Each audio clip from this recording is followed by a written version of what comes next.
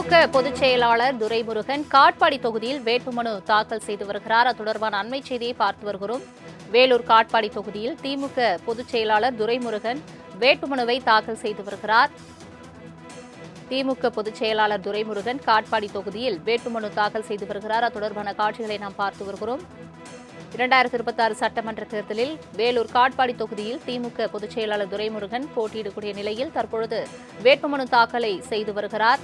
வேட்புமனு தாக்கலுக்கு இன்றைய கடைசி நாள் என்று அறிவிக்கப்பட்டிருந்த நிலையில் தற்பொழுது வேட்புமனு தாக்கலானது செய்யப்பட்டு வருகிறது. தற்பொழுது திமுக பொதுச் செயலாளர் துரைமுருகன் காட்பாடி தொகுதியில் வேட்புமனு தாக்கல் செய்து வருகிறார். அது தொடர்பான முக்கிய செய்தியை நாம் பார்த்து வருகிறோம். திமுக பொதுச் செயலாளர் துரைமுருகன் காட்பாடி தொகுதியில் வேட்புமனு தாக்கல் செய்து வருகிறார். வேலூர் காட்பாடி தொகுதியில் திமுக பொதுச் செயலாளர் துரைமுருகன் வேட்புமனு தாக்கல் செய்து வருகிறார். திமுக பொதுச் செயலாளர் துரைமுருகன் காட்பாடி தொகுதியில் வேட்புமனு தாக்கல் செய்து வருகிறார். 2026 சட்டமன்ற தேர்தலில் வேலூர் காட்பாடி தொகுதியில் திமுக பொதுச் செயலாளர் துரைமுருகன் போட்டியிடுகிறார். இது தொடர்பான மேலும் விவரங்களை தருவதற்காக செய்தியாளர் பிரகாஷ் இணைப்பில் இருக்கிறார். பிரகாஷ், வணக்கம்.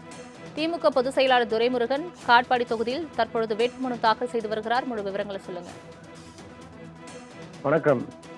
காட்பாடி சட்டமன்ற தொகுதி வேட்பாளராக திராவிட முன்னேற்ற கழகத்தின் பொதுச் செயலாளரும் தற்போதைய சட்டமன்ற உறுப்பினரும் நீர்வளத்துறை அமைச்சருமாக இருந்த துரைமுருகன் மனு தாக்கல் செய்திருக்கிறார்.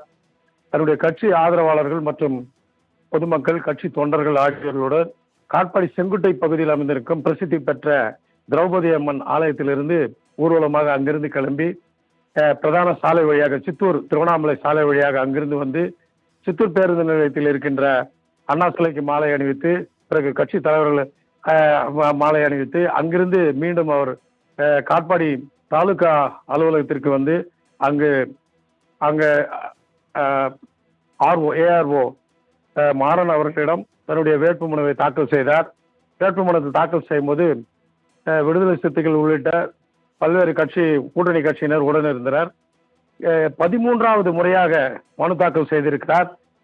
அவர் அந்த மனு தாக்கல் செய்தது இது அநேகமாக இந்தியாவிலேயே அதிக முறை மனு தாக்கல் செய்து சட்டமன்றத்தில் போட்டியிட்டவர்கள் யாரும் இருக்க மாட்டார்கள். 2 முறை தோல்வியுற்றிருக்கிறார். 84ஆம் ஆண்டு ஒரு முறையும் 91ஆம் வருடம் முறையும் மட்டுமே அவர் தோல்வியை சந்தித்திருக்கிறார். இடையில் அவர் நிறைய முறை அமைச்சராகவும் இருந்திருக்கிறார். இந்த ஒரு வாய்ப்பு கின்னஸில் இடம்பெறும் என்று எதிர்பார்க்கப்படுகிறது. அதை சொல்லித்தான் அவர் வாக்கையும் சேகரித்து வருகிறார். சிறிது உடல்நல குறைவாக இருந்து மீண்டு தற்போது அதிக புத்துணர்ச்சியோடு அவர் இந்த 85 வயதுக்கு கடந்த நிலையிலும் அவர் மக்களை சந்தித்து வருகிறார். இந்த ஒரு சூழ்நிலை அவருக்கான வெற்றி வாய்ப்பை அதிகப்படுத்தி இருக்கிறது. அவருக்கான வாய்ப்பு இந்த முறை பிரகாசமாக மற்ற கட்சிகள் அவரிடம், பிரதான கட்சிகள் 4 கட்சிகள் அவரிடம் போட்டியில் இருந்தாலும் இந்த முறை அவர் அதிக அளவில் வாக்குகளை பெறுவார்கள் என்று அவருடைய கட்சியை சார்ந்தவர்களும் பொதுமக்களும் தெரிவித்து வருகிறார்கள்.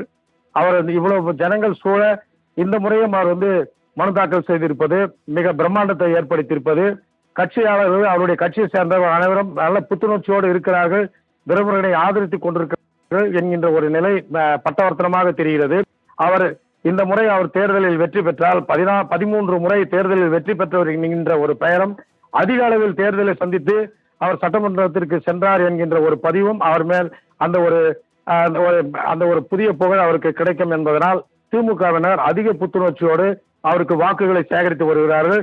அவருடைய வெற்றி வாய்ப்பை உறுதி செய்திருக்கிறார்கள்.